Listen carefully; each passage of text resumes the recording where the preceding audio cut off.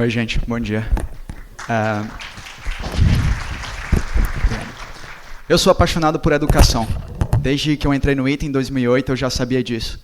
Acho que, como muito de vocês aqui, como a maioria, eu tive acesso a uma oportunidade de educação de altíssima qualidade e pude ir para uma universidade muito boa.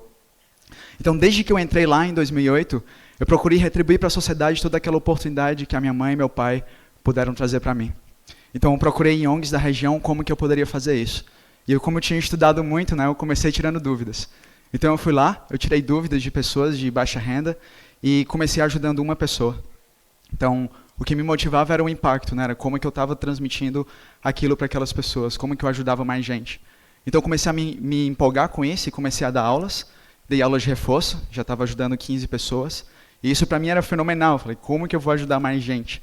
Bati na porta de umas 100 escolas públicas lá na região, uma diretora gostou de mim e deixou dar aula lá, logicamente no horário não curricular.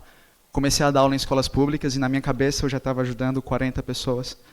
E conforme você vai ficando um professor bom, nessa ONG que eu comecei tirando dúvidas, eles te colocam para dar aula no intensivo, que é uma sala gigante como esse auditório, e você começa a dar aula para 100 pessoas. E para mim era, poxa, olha a quantidade de gente pelas quais eu estou contribuindo um pouco do meu tempo, que eu estou ajudando elas.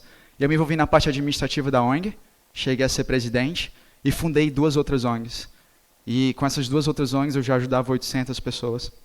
E eu fiquei me questionando como que eu ia pegar o modelo dessas ONGs de educação, que estavam tendo um super impacto na região, e replicar para todo o Brasil.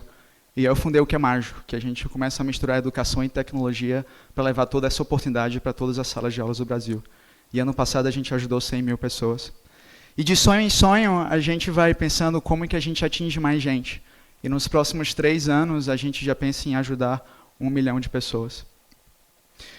O que eu aprendi nessa caminhada é que, assim, gente, eu, você, cada um de nós, a gente é 1 em 7 bilhões. 7 bilhões, gente. O mundo já existia muito antes da gente nascer. Então, de maneira geral, a gente não significa nada. Nós somos 1 em 7 bilhões. Então, seja humilde, peça ajuda e aprenda. Nunca deixe ninguém te influenciar, seja sempre você mesmo, porque você tem o poder de mudar o mundo. O poder de mudar o mundo.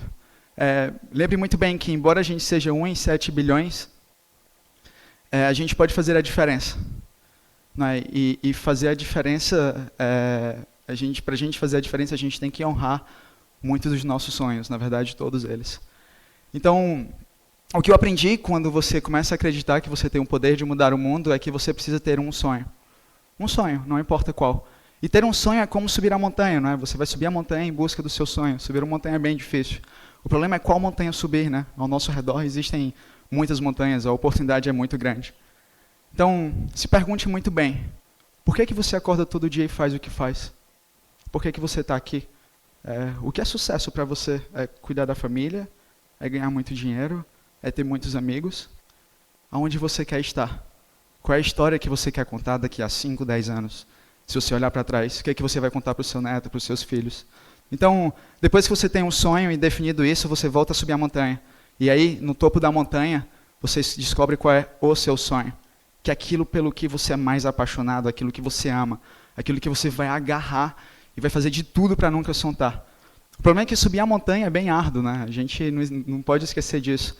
E o mais engraçado que a gente aprende é que para subir a montanha, não é necessário nenhum golpe de inteligência. É muito trabalho duro, é resiliência, perseverança, muito foco. Quando você chega lá em cima e você descobre o seu sonho, você se agarra a ele e a única coisa que você tem que fazer é pular a montanha. É viver o seu sonho, é aprender com ele, é se divertir com ele. O problema é que de toda montanha que a gente pula na nossa vida, e na minha também foi assim, acredito que na de todos vocês, eu tenho certeza que na de todos vocês, você se aproxima de uma coisa chamada chão. E o que você tem que fazer na queda da montanha é fazer de tudo para demorar a cair no chão, porque um dia você vai cair no chão. E você vai cair de vez, vai ser com força mesmo. E quando a gente cai no chão, a gente tem 2 decisões. Ou a gente fica deitado lá por muito tempo, ou a gente se levanta e sobe a montanha de novo. Sobe até uma montanha maior. E a nossa vida é assim, cheia de coisas escuras. Cheia de uma escuridão que a gente não conta, que a gente tem vergonha de falar. E, na verdade, toda essa escuridão foi o que fez a gente crescer. Foi o que fez a gente aprender. Foi o que fez a gente se levantar e caminhar para subir a montanha de novo. Na minha vida foi assim, desde problemas financeiros até não conseguir realizar muitos dos sonhos que eu quis. Então, quando eu entrei no ITA, eu entrei nessa ONG. Eu comecei tirando dúvidas, fui professor e diretor e depois presidente. Essa ONG trabalha com 520 jovens financeiramente desfavorecidos e prepara ele para as universidades, jovens de escola pública. E ela tem resultados tão fenomenais que ela aprova até gente no ITA e em medicina na Unifesp. E quando eu trabalhei nessa ONG, eu vivi problemas, eu enxerguei problemas, e eu comecei a acreditar que eu era capaz de resolver problemas, né? Alguém criou essa ONG, por que eu não poderia criar também? Então, desde uma jovem de 16, 17 anos, uma moça me perguntar como que ela fazia para abortar, até ter que administrar mais de 100 membros administrativos e 600 alunos nessa instituição. Então, quando eu acreditei que eu era capaz de resolver problemas, eu fundei 2 outras ONGs. O Cajinho, que trabalha com jovens de ensino fundamental. Então, o problema da educação está muito mais lá embaixo, né? Não está no ensino médio. As pessoas que realmente precisam não sabem nem ler. Então, como é que a gente consegue descer e atingir mais gente? Então, o Cajinho trabalha com 250 jovens de escolas públicas também, preparando eles para um ensino médio de qualidade e fazendo eles ganharem medalhinhas. Só que essas medalhinhas em Olimpíadas que a gente faz eles ganharem, a gente joga para a cidade, para que outros jovens se inspirem neles e possam queiram conquistar o mesmo sonho. E o Instituto Semear, que o Instituto Semear, na verdade, a gente não é capaz de resolver o problema do Brasil sozinho, né? Então, a gente tem que apoiar jovens que têm um sonho de transformar o Brasil, fazer com que eles acreditem que eles consigam, sonhem grande para resolver o problema. Então, a gente apoia jovens financeiramente desfavorecidos que estão entrando na faculdade e têm um sonho de resolver desafios sociais. Então, eu tive um sonho. Eu tive um sonho que um dia 45.364.270 jovens brasileiros tivessem acesso à oportunidade de educação que eu tive e que cada um de vocês teve. Eu tive um sonho que um dia não existisse mais nenhum desses rankings internacionais. Que a gente não precisasse dizer que o Brasil é 88 de 127 ou que a gente está abaixo da média na prova do PISA. Que a gente precisasse dizer que o Uruguai, a Argentina e outros países estão na nossa frente. E essa frase do Nelson Mandela, né, na verdade, muito antes dele a gente já dizia: a educação é a arma mais poderosa que a gente pode usar para mudar o mundo. Então, a gente já sabia, gente, por que o mundo não se voltou para resolver o problema? É a raiz de todos os problemas. Contribuindo para a educação, a gente muda tudo. Então, na minha cabeça era assim: como que eu ia pegar o modelo das ONGs e replicar para todo o Brasil?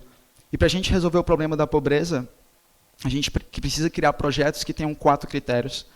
O primeiro critério é que ele tenha escala massiva, ou seja, que ele consiga atingir muita gente. O segundo critério é que ele seja sustentável por muitas gerações, ou seja, não dependa de doação, não dependa de mim, não dependa de ninguém, ele fique lá para sempre. E o terceiro e o quarto é que ele seja eficiente e que seja eficaz. O que é isso? É que ele fique mais barato a cada dia, para que a base da pirâmide tenha acesso, e que ele fique melhor a cada dia. Então, eu fundei o Que é Mágico. E o Que é Mágico, ele usa tecnologia educacional para trazer eficiência para o aprendizado, fazer com que as pessoas aprendam do jeito delas, da maneira que ela aprende, no tempo delas, quando ela quiser. E para explicar um pouco do que é o Que é Mágico, é interessante passar por alguns conceitos que já permeiam o mundo educacional do mundo inteiro. O primeiro deles é o ensino híbrido, ou o blended learning. Isso é uma coisa bem recente no mundo. E o que é o ensino híbrido ou blended learning? Nada mais é do que você encontrar uma maneira de integrar a tecnologia à sala de aula tradicional. Mas não é só jogar computadores lá dentro e as pessoas acessarem. É integrar a prática de ensino-aprendizagem mesmo, o modelo pedagógico, a estrutura curricular, as notas, as avaliações, a maneira como o professor ensina e a maneira como o aluno aprende.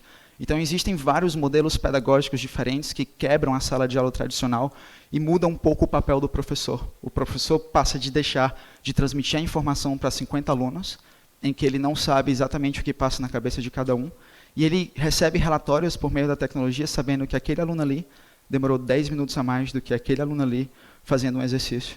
Então, ele pode sentar do lado daquele e ajudar para ajudar quem mais precisa, ou pedir para aquele ajudar aquele. Então, ele recebe relatórios, sabendo qual é a dificuldade de cada um deles, e esses modelos pedagógicos somente maximizam isso. O segundo é o ensino adaptativo, que é os softwares hoje em dia, eles atingiram um estado da arte que, dependendo da quantidade de dados que você coleta, você consegue identificar qual é a maneira que cada aluno aprende e qual é a dificuldade de cada um. E esse software começa a se adaptar a cada pessoa e montar um itinerário pedagógico, que é uma sequência de conteúdos para que cada aluno aprenda da sua maneira, individualmente, de maneira personalizada. Então, cada pessoa aprende diferente, né? Tem gente que é mais auditiva, tem gente que é mais visual. Como que você cria esse tipo de software para fazer isso? E a terceira coisa são as habilidades do século XXI, que, na verdade, o pessoal fala de habilidades do século XXI e ninguém sabe quais são. As escolas elas ensinam muita matemática, muito português, muita física, mas existe uma série de outras habilidades que são muito importantes para o ser humano, né? Desde a transmissão de valores de cidadania até o desenvolvimento de pensamento crítico, colaboração, criatividade, empreendedorismo, resiliência. O problema é que a gente não sabe quais são elas, mas podem esperar nos próximos 3 anos, 4 anos. Não, a gente não vai mais mensurar boletins de nota de matemática, a gente vai mensurar também habilidades. E as escolas vão ter que ter esse papel. Então, o que é mágico? O que a gente faz? A gente começou a coletar dados. O que é isso? Toda interação que o usuário tem com o sistema a gente coleta, desde quantos minutos de vídeo ele assistiu, quantas questões ele fez, quantas dicas ele pediu, se ele ajudou o colega, se ele mexeu na rede social. E tudo isso serve para a gente gerar um diagnóstico de como está cada aluno. A gente consegue identificar qual é a dificuldade de cada aluno, cada sala de aula, cada escola, cada município, cada estado em tempo real. Imagina, o secretário de Educação não precisa mais esperar 2 anos para fazer a Prova Brasil, que é uma prova que mede português e matemática nas escolas públicas, para gerar uma intervenção educacional. Todo dia ele vai saber que aquelas crianças não sabem somar, ou subtrair, ou multiplicar. Depois, integração pedagógica, que é quando você pega tudo isso e traz significado pedagógico para o professor. Então, o professor começa a ajustar a sala de aula da maneira que é melhor para ele. E a inteligência artificial, que é um pouco do ensino adaptativo. Você começa a ajustar conteúdos para cada uma dessas pessoas. O que é isso? A Google, ela coleta dados, muitos dados da sua... A Google domina a internet. Então, ela coleta dados de tudo que você mexe lá dentro e te sugere propaganda. Imagina se a gente usa um tipo de inteligência parecida e começa a coletar dados para sugerir aprendizado, de acordo com o que cada pessoa aprende. E o mais interessante disso é que, como a gente está coletando dado o tempo inteiro, a gente consegue mensurar exatamente como que aqueles alunos estão aprendendo. Então, quando eles entram na sala de aula, você gera um diagnóstico e você sabe que alguns estão abaixo da média, outros estão no adequado e outros estão indo bem. E depois do uso dentro da sala de aula, você gera um outro diagnóstico, e tudo em tempo real. O professor está vendo aquilo o tempo inteiro. E você sabe quem melhorou, quem não melhorou. E o mais interessante é que, se você analisa uma sala de aula com as mesmas condições socioeconômicas, com os mesmos professores, e uma sala de aula com as mesmas condições socioeconômicas, os mesmos professores, e utilizando tecnologia dentro de sala de aula, os alunos aprendem 18%. E numa sala de aula, no grupo controle, eles aprendem 6%. Então, imagine se a gente consegue maximizar esse lado azul aqui, jogar para 100%, 200%. Então, a gente começa a mostrar como que a sala de aula tradicional vai começar a se ajustar com a introdução das novas tecnologias. Desde que teve o boom da internet, dos computadores, com o Steve Jobs e o Bill Gates, as pessoas tentam colocar, né, esses computadores dentro da sala de aula.